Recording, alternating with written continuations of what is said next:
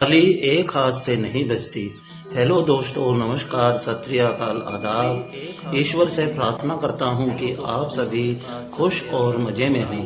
हमारे रोजाना motivate channel में आप सभी का स्वागत है। दोस्तों, आज हम बात करेंगे कि हम किसी अन्य के बुरे काम में कितना सहयोग करते हैं, और अगर हम किसी के बुरे या गलत आदमी के बुरे या गलत काम में साथ देते हैं तो हम किसी दूसरे आदमी को गलत कैसे कह सकते हैं, क्योंकि उसके गलत काम में हमने भी तो उसका साथ दिया है, तो वो अकेला दोषी कैसे हुआ।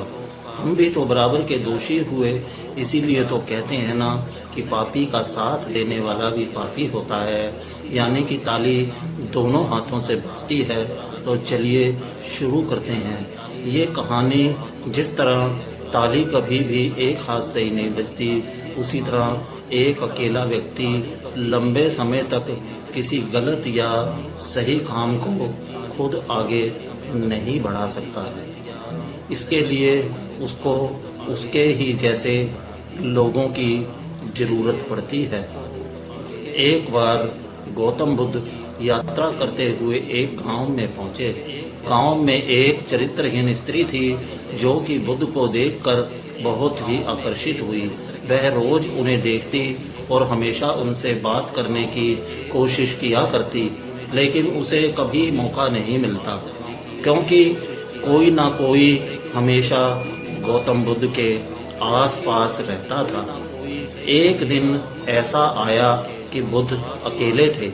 मौका पाकर वह बुद्ध के पास पहुंची। स्त्री बोली, क्या आप इस गांव में नए हैं? आपका यहाँ कैसे आना हुआ?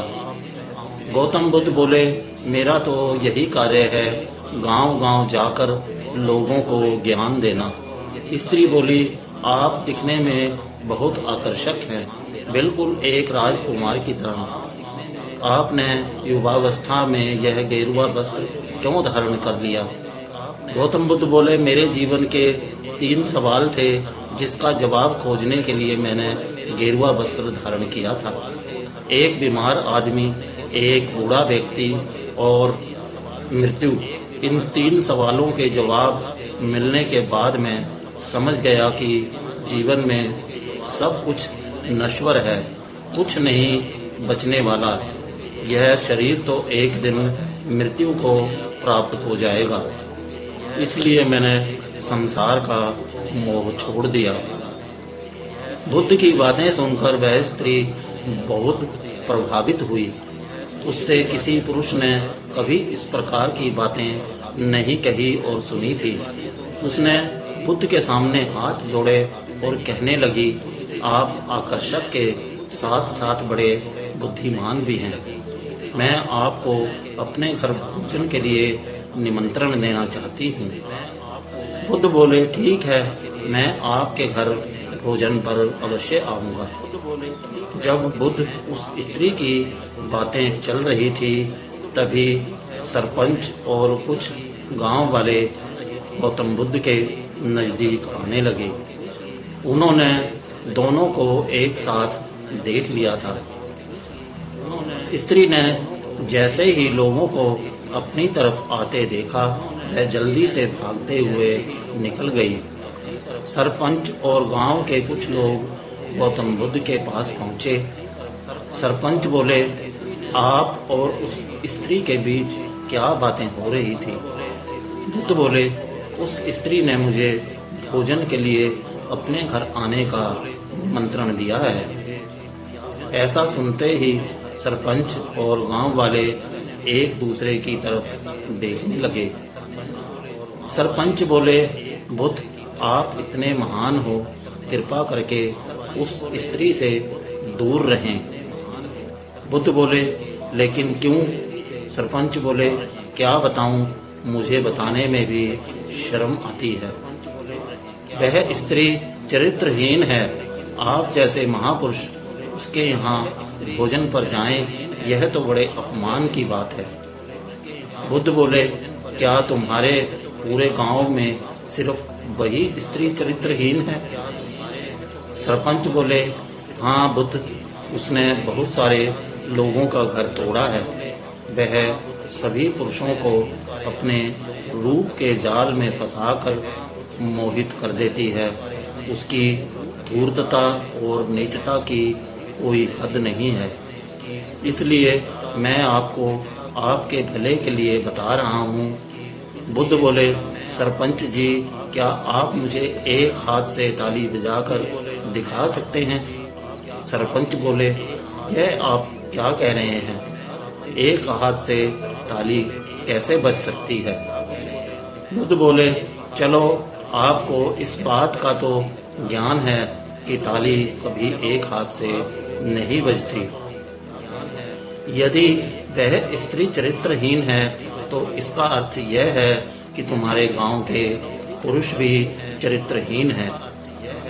बुद्ध की यह बात सुनकर सरपंच और गांव के लोग सभी शर्मिंदा हो गए और बुद्ध बोले, कोई भी गलत कार्य बहुत दिनों तक चल ही नहीं सकता जब तक कि कोई दूसरा उसे समर्थन ना दे।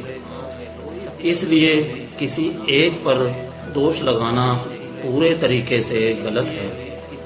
यह स्त्री भले ही मुझसे कुछ भी चाहती हो, लेकिन मेरा गांव-गांव जाकर यात्रा करने का कारण अपनी शिक्षा को फैलाना है और यह हर किसी के लिए है, चाहे वह चरित्रवान हो या चरित्रहीन। उनकी यह बातें सुनकर सभी ने बुद्ध के सामने हाथ जोड़ दिए।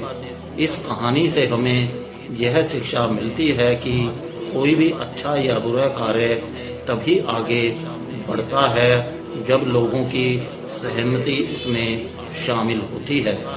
इसलिए हम किसी एक पक्ष को पूरा सच और दूसरे पक्ष को पूरा झूठ नहीं कह पाए।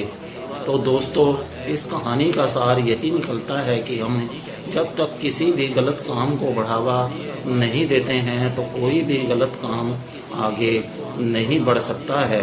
तो इसमें किसी एक पक्ष को दोष देना उचित नहीं है कि वो ही दोषी है, बुरा है, क्योंकि ताली दोनों हाथों से बजती है, एक हाथ से नहीं। इसमें गौतम बुद्ध का निर्णय बिल्कुल ठीक है। तो आशा करता हूँ कि आज की ये कहानी आप सभी को अच्छी लगी है, तो वीडियो को लाइक जरूर कर दें और साथ ही चैनल को सब्सक्राइब करके बेल के बटन को दबाना बिल्कुल नहीं भूलना है। तो मिलते हैं एक और कहानी वीडियो के साथ। तब तक के लिए नमस्कार, सत श्री अकाल, आदाब, जय हिंद।